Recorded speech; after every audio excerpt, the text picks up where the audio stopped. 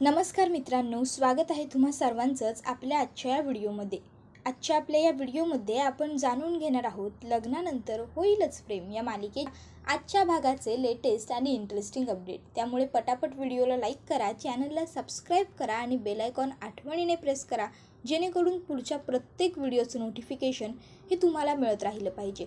तर आजच्या भागामध्ये आपण जाणून घेणार आहोत की काव्य आणि नंदिनीला मांडव परतण्यासाठी त्यांचे आईवडील घ्यायला आलेले असतात, पण त्यावेळेस वसुहत्या त्यांचा भरघोस अपमान करते आणि नंतर आता जीवा आणि पार्थ नंदिनी आणि काव्याला घ्यायला जाणार असतात असं ठरत असतं.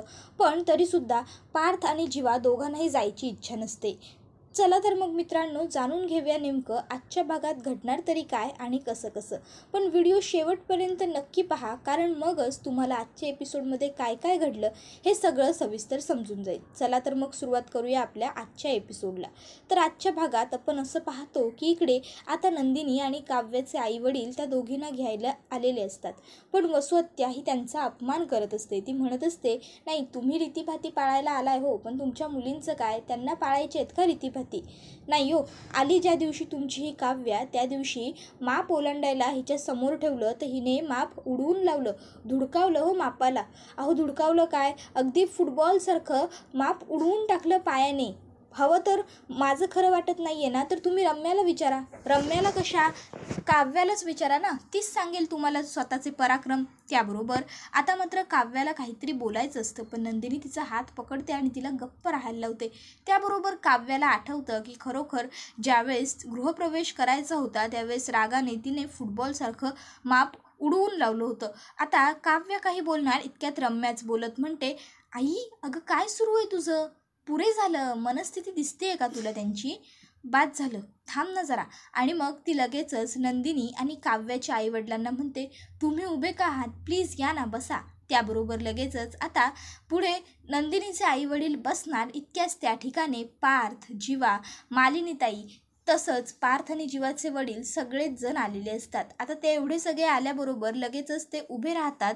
मग पटापट सगळे एकमेकाला भेटतात. त्याबरोबर लगेच आता वसुहत्या ही जीवा आणि पार्थला म्हणते, तुमच्या सासरचे आलेत, त्यांना जरा नमस्कार करा, सासू सासरे आहेत शेवटी ते तुमचे, आम्ही आमच्या मुलांवर संस्कार केले. त्यानंतर आता लगेचच सगळेजण खाली बसतात. तर मालिनी म्हणत असते, बरं झालं खरंच तुम्ही आलात, बरं वाटलं, म्हणजे मांडव परतनीची रीत आम्ही विसरलो होतो, पण तुम्ही स्वतःहून त्या गोष्टीची आठवण करून दिलीत, खरंच छान वाटलं.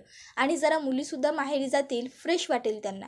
आजची रात्र त्या तिकडे राहिल्या तरी काही हरकत नाही. त्याबरोबर वसुहत्या म्हणते, अरे असं कसं हरकत नाही, नाही नाही असं नाही चालणार, आजच्या आज दोन्ही नवऱ्यांनी परत यायला हवं आपल्या घरी. अरे अशी रीतच आहे ना, म्हणजे सकाळी मुलीच्या माहेरचे येऊन तिला मांडव परतनीसाठी घेऊन जातात आणि संध्याकाळी त्यांचे नवरे जाऊन त्यांना परत घेऊन येतात. त्याबरोबर आता मात्र काव्याला परत यायची अजिबात इच्छा नसते आणि आतासुद्धा तिला मध्ये बोलायचं असतं, पण नंदिनी तिचा हात दाबते आणि तिला गप्प बसायला लावते. तर दुसरीकडे वसुहत्या म्हणत असते, नाही मी या घरची मोठी आहे म्हणून माझं मत मी सांगितलं, पण जर आता तुम्हाला माझं पटतच नसेल ना, तर तसं स्पष्टपणे सांगून टाका मला, म्हणजे यापुढे कधी पुन्हा मी घरात काही मध्ये मध्ये बोलणारच नाही काय. त्याबरोबर मात्र आता लगेचच शारदा म्हणते, मी काय म्हणते, नाही म्हणजे बरोबर आहे त्यांचं, खरं तर अशीच रीत आहे ना की मुलींना आपण घेऊन जायचं आणि संध्याकाळी त्यांच्या नवऱ्याने त्यांना परत आणायचं. त्याबरोबर लगेचच आता बाबा म्हणतात, ठीक आहे मग काही हरकत नाही, आम्ही आता मुलींना घेऊन जातो, संध्याकाळी पार्थराव आणि जीवाराव येऊन त्यांना परत घेतील आणि आजचं जेवण त्यांचं आमच्या घरी आमच्याबरोबर होईल, काय चालेल ना मग. त्याबरोबर लगेचच जीवा आणि पार्थला त्यांचे वडील म्हणतात, बघा चांगला पाहुणचार मिळतोय, सोडू नका. त्याबरोबर आता लगेचच इकडे वसुहत्या म्हणत असते, हो चांगला पाहुणचार म्हणतोस तू याला, अरे काय पाहुणचार करणार आहेत हे आपल्या मुलांचा, काय काय विचाराल त्यांना, कसे आहात, बरे आहात का, सावरताय का सगळ्यातून, अहो स्मशान शांतता असेल तुमच्या त्या डायनिंग टेबलवरती. त्याबरोबर आता मात्र मालिनीचा पारा चढतो आणि मालिनी ही वसुहत्याला म्हणायला लागते, वसुताई बास, अहो किती बोलताय तुम्ही त्यांना, हे बघा, जर आपण सतत याच विषयावरती असंच बोलत राहिलो ना तर मुलांमध्ये कधीच समेट होणार नाही. आणि राहिला प्रश्न की त्या लोकांचा, तर आता ते समोरून स्वतःहून सगळं काही सरळ करण्याचा प्रयत्न करतायत ना, पण मला तर असं वाटतं तुम्हाला काही चांगलं करायचंच नाही आहे, तुम्हाला सगळं एक्सेप्ट करायचं नाही आहे. अहो पण आता जे घडून गेलं आहे त्यावर बोलत बसून काय अर्थ आहे? ते बदलणार आहे का कोणी? त्याबरोबर मात्र आता वसुहत्या म्हणत असते, अगं असं काय म्हणतेस? मी खरोखर मुलांचा विचार करूनच हे सगळं बोलली आहे. त्यांची तोंड तरी बघ कशी झाली आहेत बिचाऱ्यांची. त्याबरोबर सगळेच जण जीवा आणि पार्थकडे बघतात. जीवा आणि पार्थ दोघंही खाली बघतात. त्याबरोबर लगेचच आता मालिनी म्हणत असते, मुलांची मनं कणखर आहेत वसुताई, पण जर सतत आपण याच गोष्टीवर बोलत राहिलो ना तर त्यांच्यात बोलायला काही विषयच तयार होणार नाहीत आणि कालांतराने जुळवून घेतील मुलं एकमेकांबरोबर. पण आपण त्यांना साथ द्यायला हवी ना. हे बघा, मला असं वाटतं की शारदाताई जे म्हणतायत ते योग्य आहे. आपण सुद्धा घडलेल्या गोष्टी स्वीकारायला हव्यात. हे कोणीच बदलू शकत नाही जे घडलं आहे ते. आता कोणी हे घडलेलं बदलू शकत नाही असं मालिनीने म्हटल्याबरोबर काव्या ही तिच्याकडे बघायला लागते, कारण तिला पार्थचं आणि तिचं लग्न हे मान्यच नाही आहे. शिवाय तिला नंदिनी आणि जीवाचं लग्नसुद्धा मान्य नाही आहे. पण आतासुद्धा नंदिनी तिला गप्प राहायला सांगते आणि काव्या रागाने नंदिनीचा हात जोरात पकडते आणि काव्याची नखं नंदिनीला लागतात.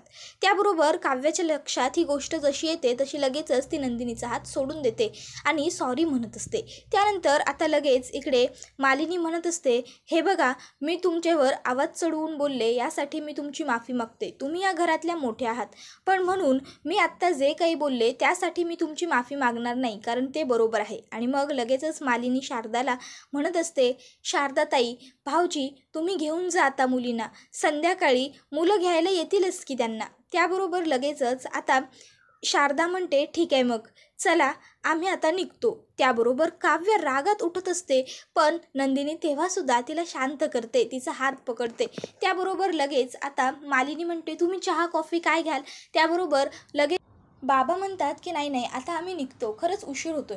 मग पटकन मालिनी जाऊन कुंकवाचा करंडा घेऊन येते. तिच्या दोन्ही सुनांना त्याचबरोबर विहिनीला कुंकू लावते. आता काव्य रागारागात तिकडनं निघून जाते. त्याबरोबर बाबा म्हणतात काव्या, आणि मग बाबा काव्याच्या मागे जातात. तर लगेच शारदा म्हणते, येतो आम्ही मालिनीताई. आणि शारदा आणि नंदिनी दोघीसुद्धा तिकडनं निघून जातात.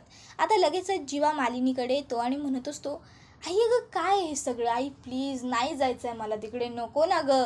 त्याबरोबर पार्थसुद्धा पुढे येतो आणि म्हणत असतो, आई खरंच अगं नको, ऑलरेडी खूप ऑकवर्ड कंडिशन आहे, त्यामध्ये अजून तिकडे जायचं म्हणजे नको ना, नाही जमणार गं आम्हाला. त्याबरोबर मालिनी त्या दोघांनाही समजावत म्हणते, जीवा पार्थ हे बघा असं बोलून नाही चालणार, आणि त्या लोकांनी एक पाऊल पुढे टाकलं आहे की नाही सगळं सुधारण्याच्या दिशेने, आपल्याला फक्त एक पाऊल पुढे टाकायचं आहे. प्लीज असं नका करू, जा ना तुम्ही दोघंही, ऐकाल ना माझं. आता मात्र आईने एवढ्या प्रेमाने सांगितलेलं असतं, त्यामुळे जीवा आणि पार्थ दोघांच्याही हातात काही पर्याय नसतो. त्यामुळे त्या दोघांनाही आता मांडव परतनीच्या कार्यक्रमासाठी नंदिनी आणि काव्याच्या घरी जाणंच असतं. तर दुसरीकडे नंदिनी आणि काव्या घरी आल्याबरोबर आरोही जाते आणि पहिल्यांदा नंदिनीला घट्ट मिठी मारते.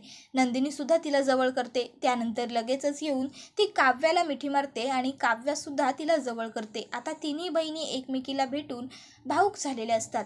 त्याबरोबर लगेचच आरोही म्हणत असते, मी काय सांगू, मी तुम्हा दोघींना किती मिस केलं आहे. नंदिनीताई, काव्या, मी खरंच खूप खूप मिस केलं आहे तुम्हाला. त्याबरोबर लगेच बाबा म्हणतात, अगं आरू बेटा, 1 दिवस झालेला त्यांना जाऊन.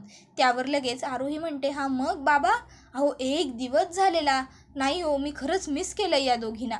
त्यानंतर आता लगेचच नंदिनी म्हणत असते, पण आई खरंच काहीही बोल, घरी आलं ना की आता कसं रिलॅक्स वाटतंय. त्याबरोबर काव्यासुद्धा जाऊन खाली बेडवरती बसते आणि म्हणत असते, ही आहे माझी खरी जागा, इथून मला कोणीच कुठेच नाही पाठवू शकत, कुठेच नाही घालवू शकत.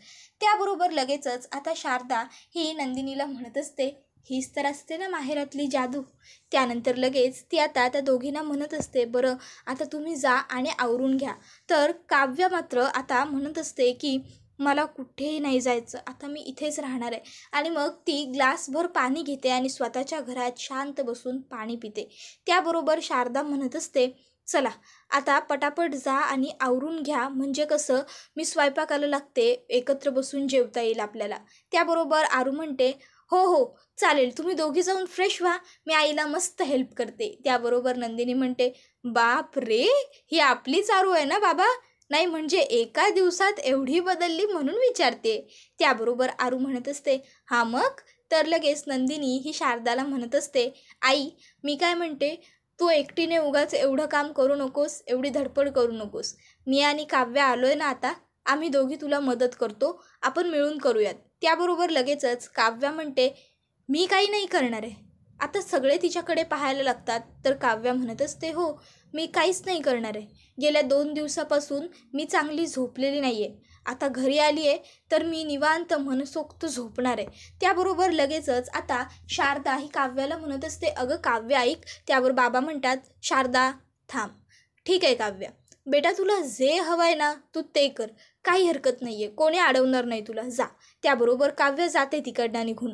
तर दुसरीकडे आता लगेचच रम्याने काव्या, पार्थ, जीवा आणि नंदिनी यांच्या लग्नाचे फोटो मागवलेले असतात आणि चिनू ते फोटो घेऊन आलेली सुद्धा असते. आता ते फोटो बघत असताना चिनू म्हणत असते, वाव किती छान दिसत आहेत ना पार्थ दादा आणि काव्या वहिनीची जोडी, म्हणजे बघ ना किती मस्त. त्यावर रम्या म्हणते, हो फक्त स्माईल नाही आहे दोघांच्याही चेहऱ्यावरती, पण पार्थ आणि काव्याची जोडी सुंदर आहे. हे ज्यावेळेस चिनू बोलते त्यावेळेस रम्याला राग येतो. रम्या जोरात तो अल्बम बंद करते आणि चिनूला सांगते, चिनू ऐक ना, माझ्यासाठी कॉफी घेऊन येशील प्लीज, ब्लॅक कॉफी. त्याबरोबर आता मात्र चिनू म्हणते, हो चालेल, आणि लगेचच ब्लॅक कॉफी आणायसाठी चिनू ही तिकडनं निघून गेलेली असते. चिनू जशीच जाते, काव्या पटकन ड्रॉवरमधून स्वतःचा एक फोटो काढते, कैची घेते आणि मग ती लगेचच काव्याचा पार्थबरोबरचा फोटो कट करते आणि तिथे गमाने स्वतःचा फोटो चिपकवत म्हणते, ही झाली बेस्ट जोडी, हे आहे बेस्ट कपल, पार्थ आणि रम्या, आणि लवकरच ही जोडी खरी होणार आहे. पार्थ आणि रम्या. आता मूर्ख रम्या पार्थ आणि रम्या करत तर बसलेली असते, पण असं काहीच होऊ शकत नाही, कारण पार्थ आणि काव्याचं लग्न ऑलरेडी झालं आहे. त्याबरोबर आता लगेचच इकडे आरू म्हणत असते की नाही नाही नाही, एक मिनटं, कोणी कुठे जायचं नाही, मी आज सगळ्या दिवसाचं प्लॅनिंग केलेलं आहे, आणि ते म्हणजे असं की आपण सगळ्यांनी बसून एकत्र जेवायचं आहे.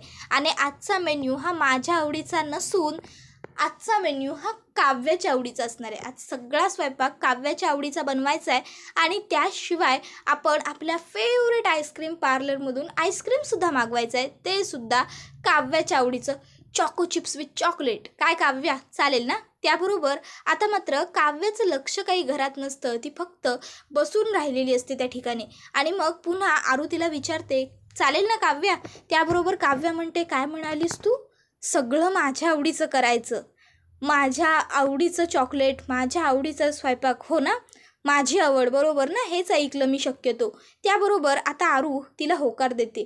त्याबरोबर लगेच काव्या म्हणते, एकदा विचार आई बाबांना, माझी आवड पुरवणं त्यांना जमणार आहे का आणि चालणार आहे का?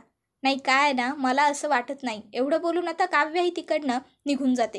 त्याबरोबर लगेचच आरोहीला वाईट वाटतं. आरोही म्हणत असते, अरे तुम्हा दोघींचा मूड छान व्हावा, तुम्हाला थोडं बरं वाटावं म्हणून मी एवढं सगळं प्लॅन केलं होतं, पण ही काव्या ना अशीच वागते, हिला समोरच्याचं काही वाटतच नाही, जा आता हड, असं म्हणायला लागते. त्याबरोबर नंदिनी आरूला म्हणते, आरू अगं जरा शांत हो. त्याबरोबर बाबा तिकडे येतात आणि आरूच्या खांद्यावर हात ठेवत तिला म्हणतात, आरू बेटा जरा शांत हो. हे बघ, शॉक लागल्याच्या नंतर सावरण्याची प्रत्येकाची पद्धत ही वेगळी वेगळी असते. आता काव्या शॉक लागल्यावर अशी रिॲक्ट करते, तर आपण तिला सावरायला थोडा वेळ द्यायला हवा की नको? त्यावर आरू म्हणते, आता मी माझ्या आवडीचा आईस्क्रीम मागवणार, आणि रागारागात तिकडनं निघून जाते. मग बाबा हे नंदिनीकडे येतात, तिच्या खांद्यावरती हात ठेवतात आणि तिला सांगत असतात, बाळा जी लोक समजूतदार असतात ना, त्यांचा समजूतदारपणा कायम लोक गृहीत धरतात. त्याच्यानंतर आता लगेचच पुढे ते नंदिनीला विचारत असतात, बाळा तुला त्रास झाला असेल ना, तुला पण त्रास होत असेल? त्यावर नंदिनी म्हणत असते, अर्थात बाबा हे सगळं अजिबात सोपं नाही आहे, पण मी ठरवलं आहे, जे आहे जसं आहे तसं स्वीकारायचं आहे. आणि ज्यावेळेस मला सगळं असह्य होईल असं वाटतं ना, त्यावेळेस मी आमच्या आनंद निवासमधल्या काही केसेस आठवते कित्येक मुली माझ्याकडे मदत मागायला यायच्या लग्नासाठी आणि त्यावेळेस मी त्यांना समजावून सांगितलं होतं की लग्न करण्यापेक्षा संसार टिकवणं हे खूप महत्त्वाचं असतं. आणि आज खरंच कळतंय संसार टिकवणं किती अवघड होऊन बसतं ते.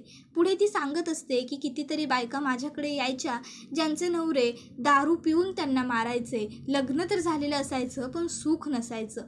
मी तर बाबा त्या लोकींपेक्षा कितीतरी बरी आहे, माझी परिस्थिती चांगली आहे. हां, आता अर्थात थोडा वेळ मला या सगळ्याला द्यावा लागेल, पण एक गोष्ट मात्र मी नक्की सांगते तुम्हाला बाबा, जीवाने माझ्यासाठी जो काही स्टँड घेतला आहे ना, त्यामुळे मी कधीच त्यांना सोडू शकणार नाही. मी हे लग्न टिकवण्याचा कायम प्रयत्न करेन.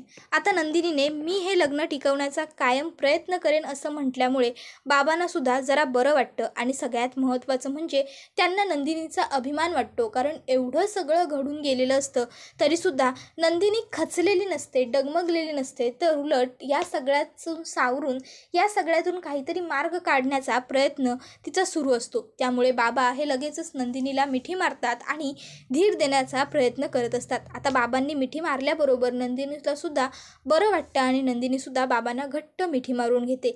तर दुसरीकडे काव्या ही म्हणत असते की मी कुठेही जाणार नाही आहे आणि मी काही लग्न वगैरे एक्सेप्टसुद्धा करणार नाही आहे. जे नको असतं ते ज्यावेळेस आपल्याला मिळतं त्यावेळेस काय कंडिशन होतं ना हे तुला नाही कळणार.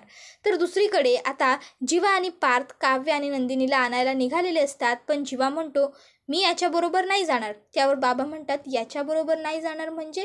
त्यावर जीवा सांगत असतो मला याच्याबरोबर नाही जायचं आणि मग ते दोन्ही भाऊ तिकडनं निघून जातात. आज पहिल्यांदाच दोघं भाऊ एका ठिकाणी जात असताना वेगवेगळे गेलेले असतात. तर दुसरीकडे नंदिनी ही आईला सांगत असते आई तू काळजी नको करूस, काव्याला थोडा वेळ देऊया, हळूहळू सगळं नीट होईल, हळूहळू ती सुधारेल. तर दुसरीकडे रम्या ही मुद्दामून पार्थला भडकवत असते. ती म्हणत असते बघितलंस पार्थ, अरे त्या नंदिनीने सगळं किती लवकर एक्सेप्ट केलं, सगळं विसरून गेली, ती तुला विसरून गेली. आता मात्र रम्या जे काही बोलत असते पार्थ शांत बसून ऐकत असतो.